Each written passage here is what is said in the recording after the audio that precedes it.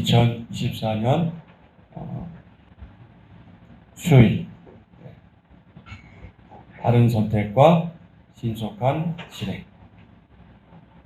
열왕기상 1장 28절부터 37절 말씀입니다. 오늘 주제는 바른 선택과 신속한 실행인데요.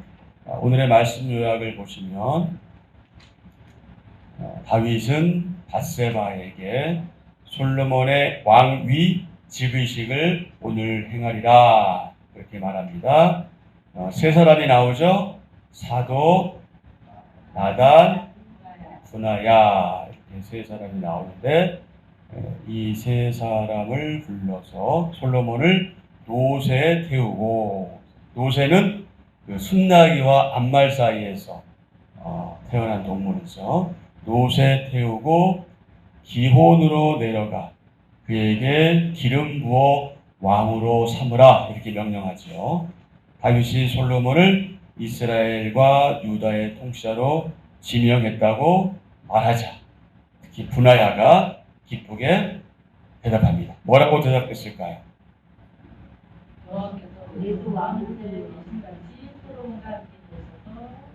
예. 요 모든 거를 그냥 한마디로 정리하면 아멘. 예, 그렇게 하십시오. 그렇습니다. 예, 이제 이거잖아요. 이렇게 아멘으로 대답합니다. 자, 그럼 오늘 본문의 중심 사상은 뭐냐? 이것입니다. 하나님과의 약속을 기억하고, 하나님과의 약속을 기억하고 믿음과 지혜가 총명한 사람을 지도자로 세워야 한다.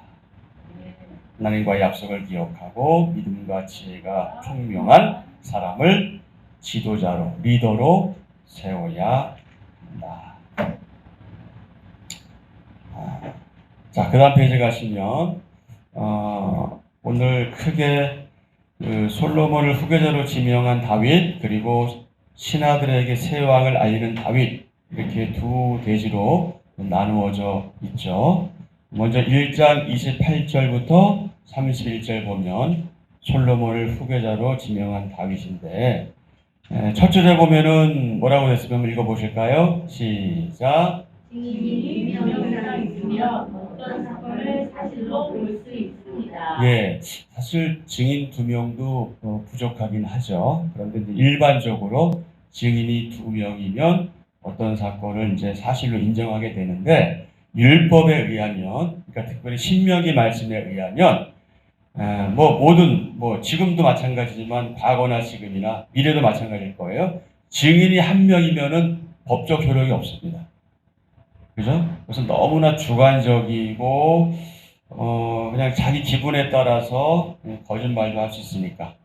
더군다나 이제 혹시라도 모함하거나 이제 위증할 수가 있지요.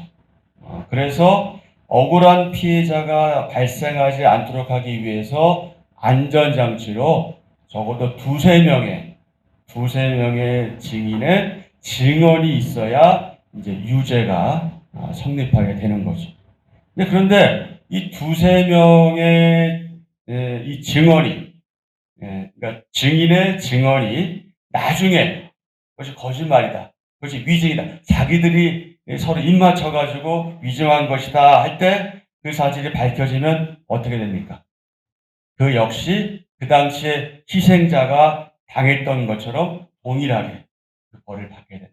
그게 율법에서 말씀하고 있는 거거든요. 우리 두 군데만 한번 살펴볼게요. 먼저 신명기 17장 6절 말씀. 신명기 17장 6절.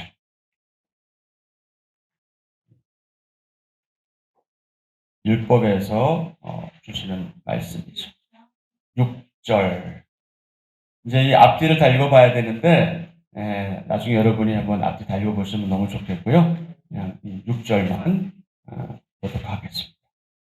신명기 11장 6절 시작. 죽일 자를 두 사람이나 세 사람의 증언으로 죽일 것이요 한 사람의 증언으로는 죽이지 말 것이며. 그렇죠? 네, 두세 사람이 나오고 있잖아요. 그 다음에 넘어가서 19장.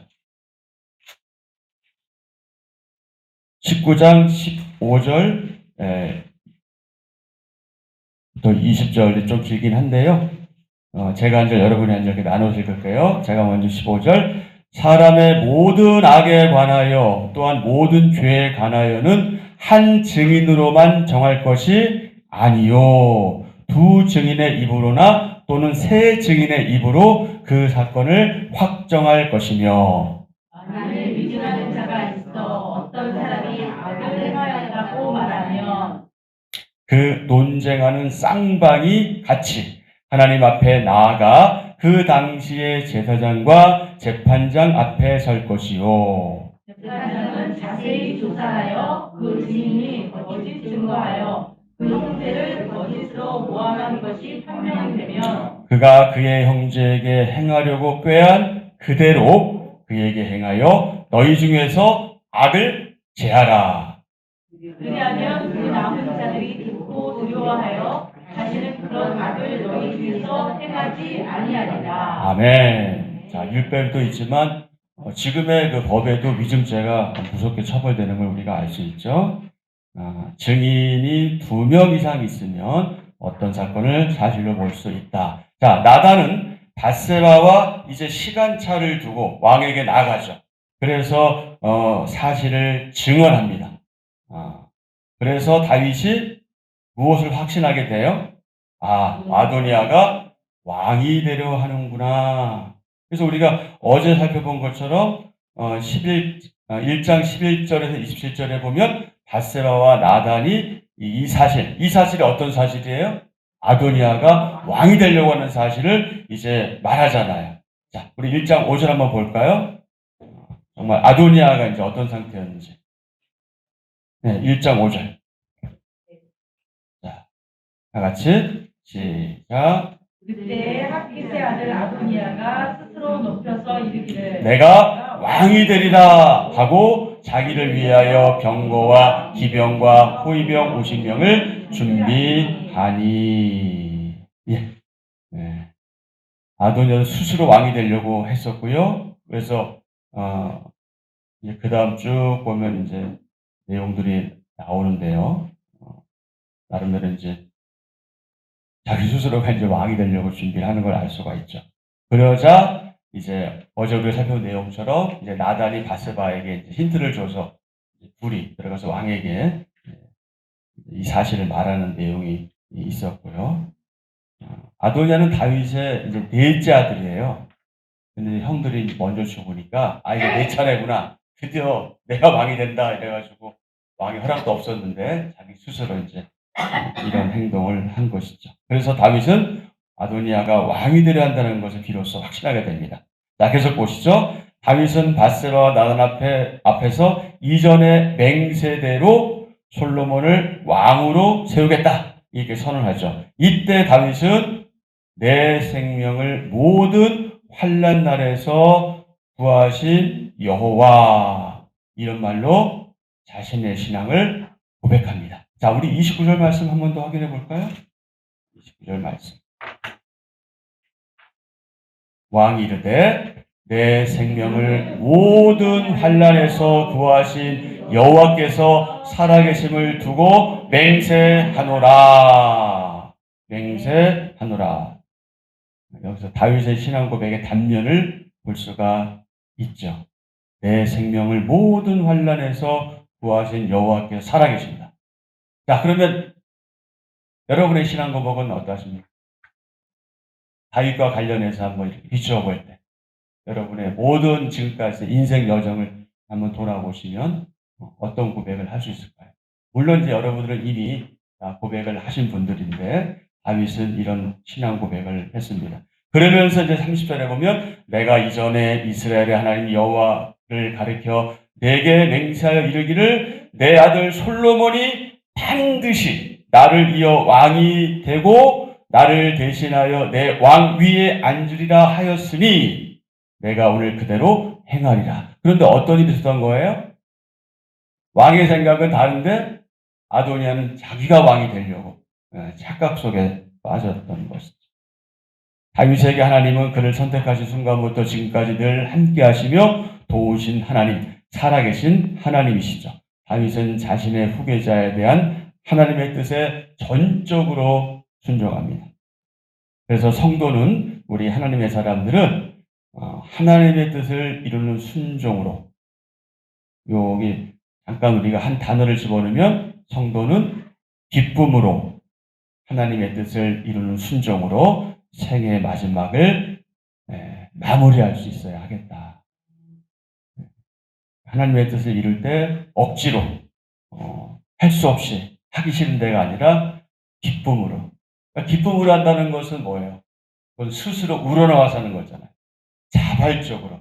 그분이 내게 베푸신 은혜가 너무나 커서 기쁨으로 하나님의 뜻을 이루는 순종으로 우리의 마지막 인생을 장식할 수 있어야 하겠다. 자, 자신의 과거를 돌아보며 다윗은 하나님을 어떤 분으로 고백했나요? 이미 여러분 정답을 알고 계시죠? 자, 그러면 지난 날을 되돌아볼 때 저나 여러분에게 하나님은 어떤 분이신가요? 생각해 보십시오. 하나님은 어떤 분이죠? 어떤 분이실까? 그리고 어떤 분이실까? 앞으로 내 남은 인생. 그러면 기대감 되지 않습니까? 우리 남은 인생. 하나님이 나를 향해서 어떤 놀라운 일들을 행하실지, 내가 속한 교회 공동체를 통해서 어떤 일을 행하실지 기대감이 되는 것이죠. 자, 두 번째 단락. 1장 32절부터 37절인데요. 그 소주제가 무엇입니까? 신하들에게 새 왕을 알리는 다윗. 이제 놀라운 일이 벌어지는 것인데요. 1장 32절부터 37절은요. 또 두 가지로 또 내용을 나눌 수가 있어요. 첫 번째는 32절부터 35절은요. 솔로몬의 즉위식을 명령하는 다윗이에요. 뭐 이것은 굳이 메모하지 않아도 되실 것 같고요. 그 다음에 36절부터 31절은요. 자신의 신앙을 고백하는 누구? 분하야. 이렇게 두 내용으로 되어 있는데 일반적으로는 이제 신하들에게 새 왕을 알리는 다윗에 대한 내용으로 이제 32절부터 35절이 되어 있습니다. 자, 이 부분을 우리 천천히 한번 읽어보실까요? 자, 시작. 다윗은 솔로몬을 선택한 후 지체하지 않습니다. 혼란을 막기 위함입니다. 그는 사독 나단 분하야를 불러 자신이 솔로몬을 왕으로 선택했다고 알립니다. 이들은 앞으로 솔로몬을 보좌할 종교적, 군사적으로 중요한 인물입니다. 사독은 대제사장 아비아달 밑에 있던 인물로 후에 대제사장이 됩니다. 분하야는 다윗에게 충성한 용사 중 하나로 후에 요압을 대신해 군사령관이 됩니다. 다윗은 솔로몬을 그렛 시내로 데리고 가서 기름을 붓고 왕으로 세우라고 명령합니다. 즉위식에서 기름 부음은 어떤 일을 왕으로 공포하는 예식입니다. 자, 여기까지. 자, 기름 부음. 어떤 일을 왕으로 공포하는 예식이다. 그랬는데요. 구약 시대 때 이 기름 부음을 입은 사람, 그 직분이 세 종류였잖아요. 첫 번째가 여기 지금 나온 것처럼 왕, 두 번째가 제사장, 세 번째가 선지자. 이 세 사람은 이제 기름 부음을 입고 그 직분을 이제 이행하게 되거든요. 지금 솔로몬이 기름을 받고 이제 왕이 되는 그런 내용인데, 여러분이 뭐 이미 다 알고 계시는 내용이지만 이 기름 부음을 입은 자를 히브리어로 구약 성경에서는 뭐라고 부르는 거예요? 메시아라고 부르는 거예요. 메시아. 그러니까 이 기름을 받은 왕이나 선지자나 제사장은요, 결국 그 메시아 때 누구를 예표하는 거예요? 진짜 메시아를 예표하는 거예요. 오실 메시아를 예표하는 건데, 그 오실 메시아가 오셨잖아요. 그죠? 오셨죠? 그분이 누구셔요? 예수님이잖아요. 그분을 또 우리는 뭐라고 불러요? 예수 그리스도라고 하잖아요. 그 그리스도가 뭐예요? 그게 구약 성경의 메시아가 뭡니까? 헬라어, 그리스어로 번역하니까 그리스어가 됩니다. 그래서 메시아하고 그리스도는 같은 말이에요. 기름 부음을 부르는 자. 그래서 진짜 메시아는 누구시다? 예수 그리스도. 그분이 메시아다. 네, 그래서 우리가 지금 왕으로 기름 부은 이 사건을 통해서 또 오실 메시아를 기대하게 되는 단면인 것이죠. 그리고 마지막 문단, 다윗의 적극적인 지시로 하나님의 뜻이 바로 서고 이스라엘의 새로운 왕이 이끄는 새로운 시대가 열립니다. 자, 솔로몬을 후계자로 세우고자 다윗이 지시한 일은 무엇인가요? 여러분 이미 알고 계신 내용이죠. 자, 하나님의 뜻을 바로 세우는 일이기에 내가 지체하지 않고 실행할 일은 무엇인가요?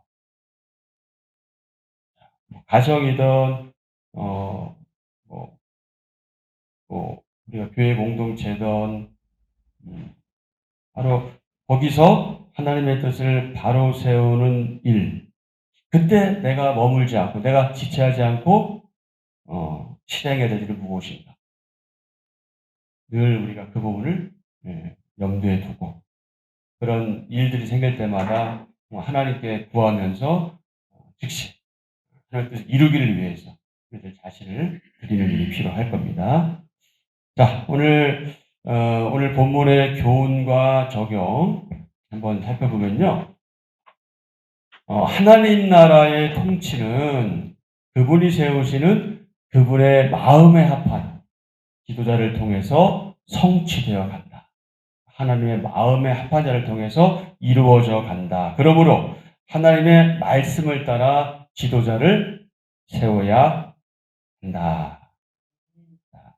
세 가지 간단하게 말씀드리면 첫 번째, 하나님이 세우시는 지도자는 어떤 사람이어야 되느냐? 신실하신 하나님의 뜻에 순종하는 사람이어야 한다. 하나님이 세우시는 지도자는 신실하신, 늘 한결같으신 믿음직한 그 하나님의 뜻에 순종하는 사람. 두 번째, 하나님이 세우시는 지도자는 겸손과 지혜로 행동하는 사람이어야 한다. 겸손과 지혜로 행동하는 사람. 세 번째, 하나님이 세우시는 지도자는 예수 그리스도의 왕권과 주권을 인정하는 사람이어야 한다. 모든 것이 다 주께 있음을 인정하는 사람이에요. 예수 그리스도의 왕권과 주권을 인정하는 사람. 여러분 지금 여러분도 다 느끼고 다 보시고 다 알고 계시는 것처럼 우리 대한민국 위기입니다. 여러분 또는 우리가 잘 알지 못해서 그렇고 또는 한편 얘기만 듣다 보니까 우리가 좀 이렇게 좀 뭐라 그럴까요? 좀 한쪽으로 기울인 생각도 할 수가 있지만 전체적으로 보면 대한민국은 지금 위기에 처해 있습니다. 또 때로 우리가 잘 느끼지 못해서 그렇고 실감하지 못해서 그렇지 전체적으로 좀 위기에 있고요. 그리고 함부로 판단할 수 없지만 한국교회 역시 지금 위기에 있습니다. 그래서 이런 위기에 처해 있는데 지금 어찌 보면은 가장 시급하고 중대한 사안이 뭐냐? 그것은 하나님의 마음에 합한 그가 누군지 우리 사실 알 수는 없어요. 우리 그 사람 면면을 알 수 없으니까 그럼에도 불구하고 우리가 기도될 것은 무엇이냐? 하나님의 마음에 합한 자를 하나님 지도자를 세워주옵소서. 기도하셔야 되고요. 그리고 교회 지도자도 마찬가지로 목회자들, 특히 목회자들, 그리고 우리 장로님들을 비롯한 중직자들. 그래서 하나님의 마음에 합한 정치 지도자나 목회자나 직분자들을 세우는 것이 위기에 처한 한국교회를 그래도 좀 다른 방향, 하나님이 원하시는 방향으로 이렇게 나아가는 하나의 방법이 됩니다. 그것이 큰 영향은 없을 거예요. 그러나 그 작은 누룩 같은 것이 결국은 나중에 불어오르는 일을 우리가 보게 될 겁니다. 그래서 그 일을 여러분, 저와 여러분 하셔야 되는 거예요. 그러기에 지금 이 땅에서의 정치 지도자 그리고 다가오고 있는 하나님의 나라를 위해 성도들을 섬기는 영적 지도자를 위해서 뭐 해야 되겠다? 기도해야 되겠다. 어떻게 기도해야 되겠다?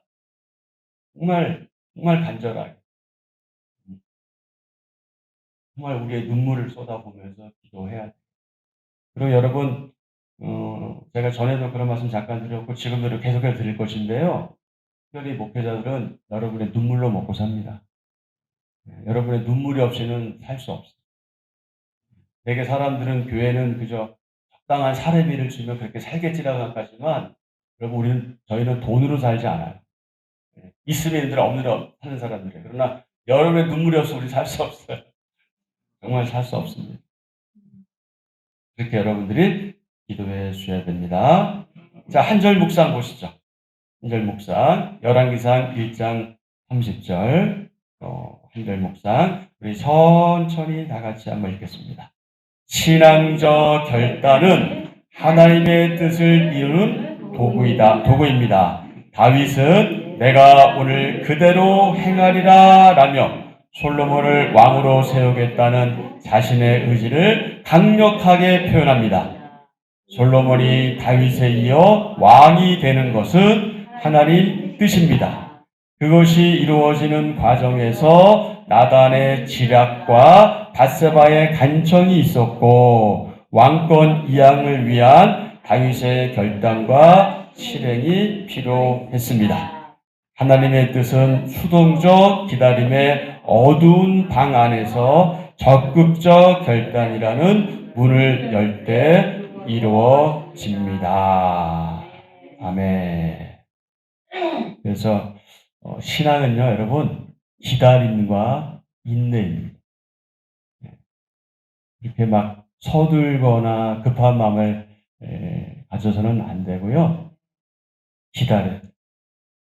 인내하세요. 기도도 마찬가지입니다. 당장 이루어지면 얼마나 좋아요. 그러나 기다리고 인내하고. 그러나 그 결과는 어떻다? 너무나 복되다. 이미 여러분들 경험해 오셨잖아요. 자, 오늘 공동의 기도 같이 하고 마치겠습니다. 하나님, 인생의 마지막 순간까지 온전히 순종하는 하나님의 사람으로 남기를 간절히 소원합니다. 언제 어디서든 하나님 말씀만이 저를 움직이는 확실한 근거가 되게 하소서. 신중히 분별하고 적극적으로 순종하며 하나님이 계신 곳에 항상 머무는 인생이 되게 하소서. 예수님의 이름으로 기도하옵나이다. 아멘. 자, 오늘도 역시 여러분, 이 오늘의 기도 내용을 중심으로 기도하시고요. 목사님 부부와 또 저희 부부를 위해서 기도해 주십시오. 그다음에 이 나라, 대한민국 조국을 위해서 여러분 기도해 주시고, 정치 지도자들, 영적 지도자들을 위해서 기도해 주십시오. 그리고 우리 사랑하는 한빛교회, 우리 사랑하는 장로님들, 그리고 직분자들을 위해서 기도해 주시고요. 이제 16일에 있을 우리 목사님 원로 목사 추대식과 그리고 저의 위임식을 통해서 하나님의 영광이 나타나고 우리 교회가 새로워지는 기회가 될 수 있기를 하나님께 간절하게 기도해 주시고요. 그 다음에 여러분 이제 개인 기도 하시고 돌아가시면 되겠습니다.